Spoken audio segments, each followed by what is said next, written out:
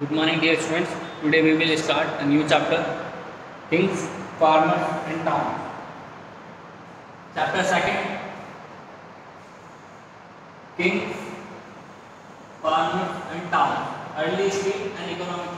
The period between 600 to 600 BC to 600 century के बीच का जो पीरियड है उसको हम डिस्कस करने वाले हैं आज। बेसिकली यहाँ पे शुरुआत करते हैं। देखिए there was several development. देखिए बेसिकली अगर मैं if I will give you a brief intro to this chapter, that what we are going to study in this chapter, we are going to study in this chapter about the period of 600 BC to 600 century, the period when there are new towns are generating new Mahajanpad, Janpad period, Magad gaining a prominence between all of these Mahajanpad, the Mauryan period, Gupta dynasty, everything will be discussed in this particular chapter.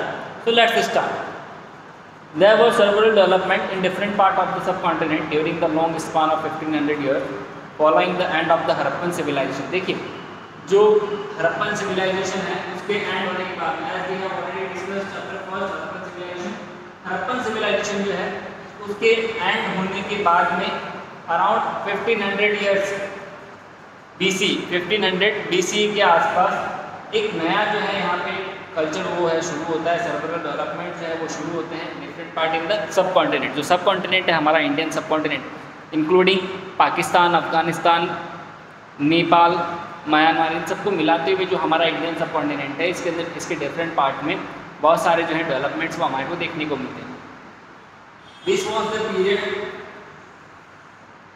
During which the Rigveda was composed by people living around the Indus river.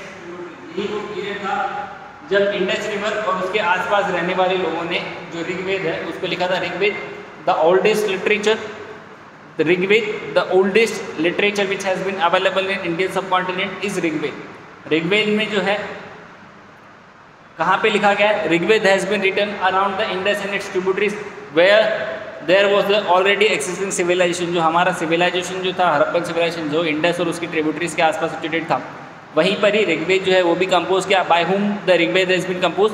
Rigveda has been compose by the Aryans. Aryans जो है उन्होंने इस ऋग्वेद को compose किया। ना agriculture settlement emerge in many part of the subcontinent including north India. Agriculture settlement जो है ये कहीं से यूरोप में जो डेवलप होते हैं नॉर्थ इंडिया के अंदर में। The Deccan plateau and parts of Karnataka beside there is evidence of pastoral population. उसके अलावा देखिए जो डेक्कन प्लेटू है हमारा कर्नाटका के पास है जो साउथ इंडिया वहाँ पे पैस्टोरल जो पॉपुलेशन है उसके एविडेंस हमें मिलते हैं। New modes of disposal of the dead including the making of elaborate stone structures known as megalithic emerged in central and south India। देखिए इसी पीरियड में देखिए और क्या चीज होती है, नए जो मोड्स हैं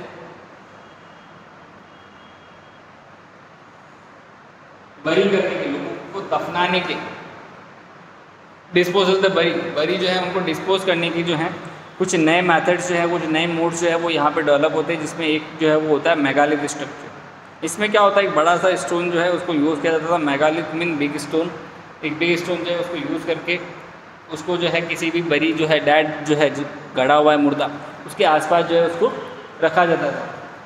in many cases the dead were buried with the rich range of fire and tools and weapons. लेकिन कई सारे केसेस में ऐसा भी मिला है कि ये जो पर्सन है जिसको गाड़ा गया है उसके साथ में बहुत सारे जो है अमाउंट में हमारे को आयरन के टूल्स और वेपन्स जो है वो मिले हैं।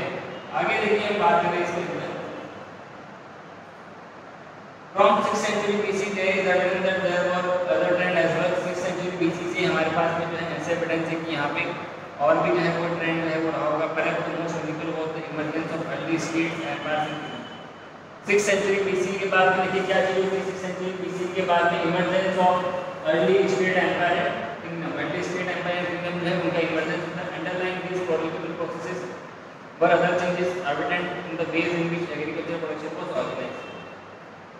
एग्रीकल्चर प्रोडक्शन में ये ऑर्गेनाइज होती है साइमल्टेनियसली नए टाउन जो है वो भी इमर्ज आउट होते हैं वहाँ पर। फर्स्ट टॉपिक में देखिए आप यहाँ पे इंस्क्रिप्शन देख सकते हैं। Can see an inscription, this is the inscription which has been engraved during 2nd century BC at the period of अशूर। अशूर जो है उसके पीरियड में ये इंस्क्रिप्शन जो है लिखा गया है। कहाँ से मिला है? सांची, मध्य प्रदेश में Sanchi, which is situated near Bhopal. Bhopal जो है हमारा मध्य प्रदेश में, उसके पास में सिचुएटेड है सांची।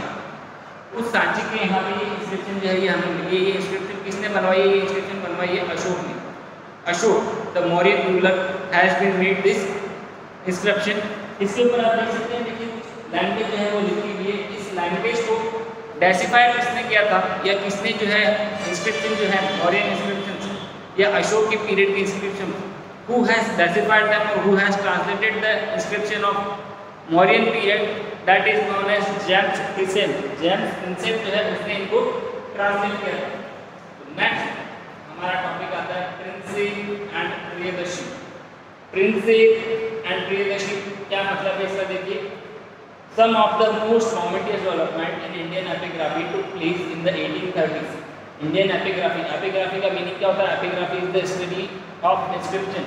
हमने अभी जो देखी इंस्क्रिप्शन देखी, उस इंस्क्रिप्शन का जो स्टडी करते हैं, उस इंस्क्रिप्शन की स्टडी है उसे क्या कहते हैं? उसको हम कहते हैं एपिग्राफी। और those person who has do this work of studying the epigraphy are known as epigraphists. Epigraphy का मीनिंग होता है कि जो ये इंस्क्रिप्शंस है, इन इंस्क्रिप्शंस की स्टडी करने वाले लोग, दोस्त who have deciphered this inscriptions, who had studied this inscriptions are known as epigraphist. तो some of the most momentous development in Indian epigraphy took place in 1830s। 1830s में जो है सबसे कुछ इंपॉर्टेंट जो है यहाँ पे एपिग्राफी का जो है डेवलपमेंट वो होता है इंडियन सबकॉन्टिनेंट में। This was when James Prinsep, an officer in the Mint of the East India Company, deciphered Brahmi and Kharosthi. देखिए, who has deciphered the language Brahmi and Kharosthi? James Prinsep, an officer in the Mint of the East India Company, deciphered Brahmi and Kharosthi. This is an question. This would be an question of MCQ. That who has deciphered Brahmi and Kharosthi? Brahmi and Kharosthi जो script है उसको किसने डेसिफाइड किया है? तो उसको deciphered किया है जेम्स प्रिंसेप ने। You have to must underline this two lines. इन दो लाइन को जो है आप अंडरलाइन कीजिएगा, डायरेक्ट क्वेश्चन बनता है यहाँ से। दैट हु हैज डेसिफाइड और who has translated the Brahmi and Kharosthi inscription. ये जो दोनों इंस्क्रिप्ट है ये अर्लीस्ट इंस्क्रिप्शन थी जो यूज होती थी कॉइन्स के ऊपर। He found that most of these mention है king refer to as Priyadarshi. ये जो लैंग्वेज है इसमें इसको जो इंस्क्रिप्शंस मिली, इंस्क्रिप्शंस में क्या यूज होता था? He found that the most of this mention है king refer to as Priyadarshi, meaning pleasant to be home. ये इसमें जो मिले इसको जो इंस्क्रिप्शंस मिली, इन इंस्क्रिप्शंस को जब इसने पढ़ा तो उसमें बार बार इसे एक ही वर्ड जो है वो मिला। वो वर्ड क्या था? प्रियदर्शी। प्रियदर्शी का मतलब जिसको अपने पास में रखना पसंद हो, प्रियदर्शी जो जिसे देखना, प्लेजेंट टू बीहोल्ड, जिसे पास में जो रखना है वो काफ़ी अच्छा हो। देयर वर इंस्क्रिप्शंस और आल्सो कुछ और इंस्क्रिप्शंस भी मिली हमारे को। Refer to the king as Ashoka, one of the most famous ruler from Buddhist times. इसी तरीके से और भी बहुत सारे इंस्क्रिप्शन मिली जिसके अंदर किसका नाम लिखा हुआ है? किंग अशोक का, जो कि सबसे मोस्ट फेमस रूलर है बुद्धिस्ट टेक्स्ट का। तो बुद्धिस्ट टेक्स्ट है, इसका सबसे मोस्ट फेमस रूलर जो है वो कौन माना जाता है? Ashoka. Why does Ashoka is remember as the most famous ruler of the Buddhist text? Because Ashoka जो है उसने मौर्य जो ये डायनेस्टी का जो रूल था उस रूल के अंदर सबसे ज़्यादा जो हमारा बुद्धिज्म है, जो बौद्ध धर्म है, इसको स्प्रेड करने में सबसे बड़ा अगर किसी का क्रेडिबिलिटी है तो वो है अशोक की। अशोक जो है उसने धम्म महामंत्र नाम से एक पर्टिकुलर ऑफिसर्स अपॉइंट कर दिए थे जिनका वर्क ही यही था, spread of Buddhism. This gave a new direction to investigate into Indian political history as European and Indian scholars used inscription and text composed in a variety of language to reconstruct the lineage of major dynasties. इसमें जो देखिए जो ये डेसिफाइड किया James Prinsep ने ब्राह्मी और खरोष्टी, इसने एक जो है नया डायरेक्शन दिया इन्वेस्टिगेशन को। जो अर्ली इंडियन पॉलिटिकल हिस्ट्री है उसको अब यूरोपियन और इंडियन स्कॉलर जो है वो एक पूरी जो लाइनेज है रूलर्स की मेजर डायनेस्टीज की उसको ड्रॉ कर पा रहे थे इसकी मदद से, that had ruled the subcontinent. As a result the broad contour of political history were in place by the early decade of the 20th century. Early decade जो था 20th सेंचुरी में, उसके अंदर बहुत सारी जो है इस तरीके की पॉलिटिकल हिस्ट्री हमारे पास में आई। Subsequently, scholars began to shift their focus to the context of political history, investigating whether there were connections between political changes and economic and social development. It was to realize that while there were links, these were not always simple or direct. देखिए साथ ही साथ में जो scholars हैं, scholars में those people who have immense knowledge in that particular field. कोई भी person जिसको एक पर्टिकुलर फील्ड में इमेंस नॉलेज है उसको उस फील्ड का स्कॉलर कहते हैं। तो देखिए स्कॉलर्स जो है उन्होंने अपना फोकस पॉलिटिकल हिस्ट्री के साथ साथ में इस चीज़ की ओर भी शिफ्ट किया दैट कि वहाँ पॉलिटिकल चेंज होने के साथ में मीन्स अगर कोई डायनेस्टी है, जैसे मौर्यन डायनेस्टी है, उसके खत्म होने के बाद में अगर वहाँ गुप्त डायनेस्टी स्टार्ट हो रही है तो क्या वहाँ पे पॉलिटिकल हिस्ट्री जो है या पॉलिटिकल चेंजेस है उनके साथ साथ में सोशल और इकोनॉमिक चेंजेस भी हो रहे हैं या नहीं हो रहे हैं, इसकी तरफ भी उन्होंने अपना फोकस शिफ्ट किया। सेकंड टॉपिक आता है हमारा देखिए द अर्लीस्ट स्टेट। सबसे पहले जो स्टेट, शुरुआती जो स्टेट उनकी हम बात करेंगे the 16 mahajanapada. This could be a question to you that how many mahajanapada are there in ancient India. Ancient India में टोटल नंबर ऑफ महाजनपद कितने हैं? तो एंशिएंट इंडिया में टोटल नंबर ऑफ महाजनपद है 16। There are total 16 महाजनपद in ancient India. The 6th century BC is often regarded as a major turning point in early Indian history. देखिए 6th century जो है ये Indian history के अंदर एक major turning point के रूप में जाना जाता है। Why it is known as a major turning point in Indian history? Because it is an era associated with the early state cities, the growing use of iron, the development of coinage, etc. Also witnessed the growth of diverse system of thought, including Buddhism and Jainism. Buddhism and Jainism जो है उसकी शुरुआत किस period में होती है? इसी 6th century BC के पीरियड में होती है। आयरन जो है उसका यूज़ काफ़ी बढ़ जाता है, डेवलपमेंट होता है कॉइनेज का, यानी कॉइन्स जो है उनकी शुरुआत होती है इसी पीरियड में। अर्ली सिटीज़, स्टेट्स, ये सारे ग्रो होते हैं। That is by 6th century BC जो है इसको हम ऑफन क्या कहते हैं? Turning point in Indian history. Early Buddhist and Jain text mention among other things 16 state known as mahajanapada. जो अर्ली बुद्धिस्ट और जैन टेक्स्ट थे उनके अंदर और दूसरी चीज़ों के साथ साथ में 16 महाजनपद जो है उनके बारे में भी मेंशन था। Although the list very, some name such as Vajji, Magadha, Kaushal, Kuru, Panchala, Gandhara and Avanti अगर frequently.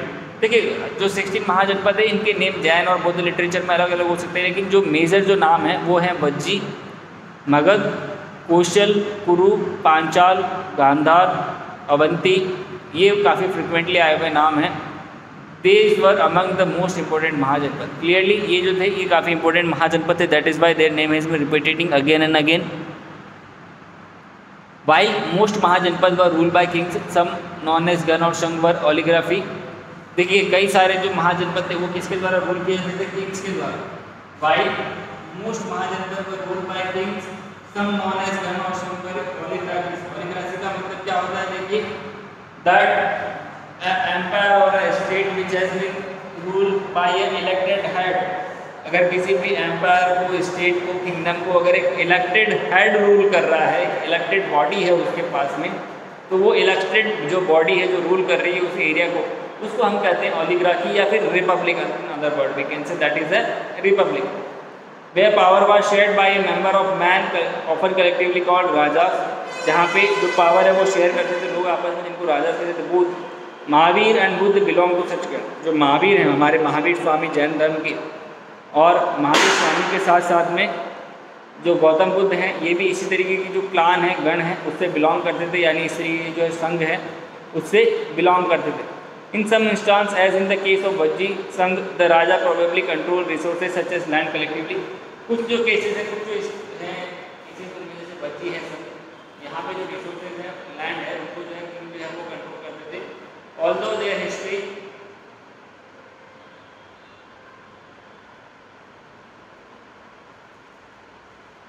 are often difficult to reconstruct due to the lack of the source. Some of these states lasted for nearly 1000 years. इनमें से कई सारे state जो है वो 1000 years तक last करते हैं।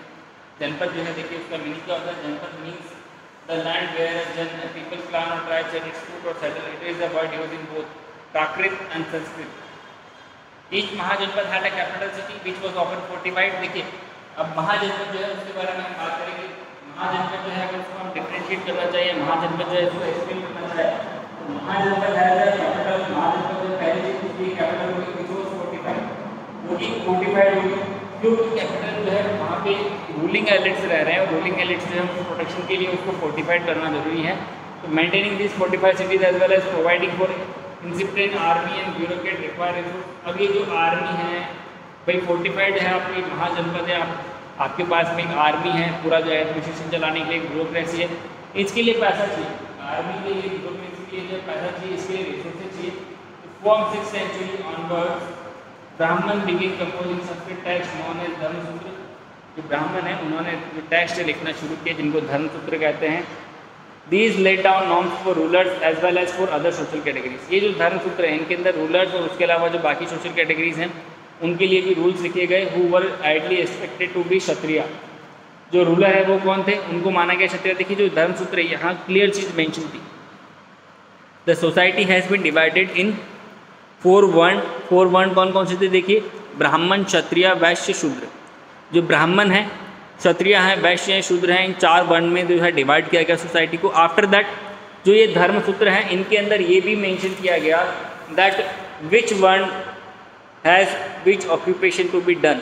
कौन सा वर्ण जो है वो कौन सा ऑक्यूपेशन चूज करेगा, किस काम को करेगा, ये भी मेंशन था। जैसे ब्राह्मण जो है उनके लिए टीचिंग, प्रीचिंग, सेक्रीफिशियल ट्रेडिशन ये वर्क था। क्षत्रिय के लिए जो है वर्क था हमारे warrior class, protecting the subject, जनता की रक्षा करना, रूल करना। वैश्य जो है they have to be trade person, merchants and Shudra. Shudra must have to do the agricultural work. Shudra जो है उनको एग्रीकल्चर का वर्क करना है। Rulers were advise to collect taxes and tribute from cultivators, traders and artisans. देखिए रिसोर्सेज की हम बात करते हैं, हम बात करते हैं जो एम्पायर है उसके अंदर आर्मी है, फोर्टिफाइड सिटी है, ब्यूरोक्रेसी, उसको चलाने के लिए रिसोर्सेज कहाँ से आएंगे, रिसोर्सेज आते हैं। Rulers were advise to collect taxes and tribute from cultivators. जो किसान हैं, जो लोग हैं, चाहे वो ट्रेडर हो चाहे वो पीजेंट हो, उनसे टैक्स कलेक्ट करने के लिए यही एडवाइस किया जाता था ट्रेडर से, आर्टिसन से, कल्टिवेटर से। But resources also procured from pastoralists and forest people.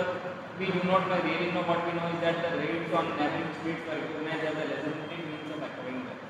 देखिए इनके अलावा जो रूलर्स हैं वो टैक्स जो है वो तो लेते थे लोगों से, उसके अलावा और क्या सोर्स था, उसके अलावा दूसरा सोर्स था रेड ऑन नेबरिंग स्टेट्स। जो नेबरिंग पड़ोसी जो राज्य उन पर अटैक करना, उनकी वेल्थ को छीनना, ये भी जो है यहाँ पे एक तरीका मारा जाता था वेल्थ जो है रिसोर्सेज जो है उनको अर्न करने का। This is the 16 महाजनपद which you can see on the map of India. India के मैप का 16 महाजनपद देख सकते हैं। Magadh with its capital Rajgarh, Magadh और उसकी कैपिटल राजगढ़। उसके बाद में वत्स, चैदी, अवंती, अस्मक, मत्स्य, कुरु, पांचाल, मल्ल, कुशीनगर, ये अंग, चंपा, ये जो है अलग अलग महाजनपद है। टोटल 16 महाजनपद।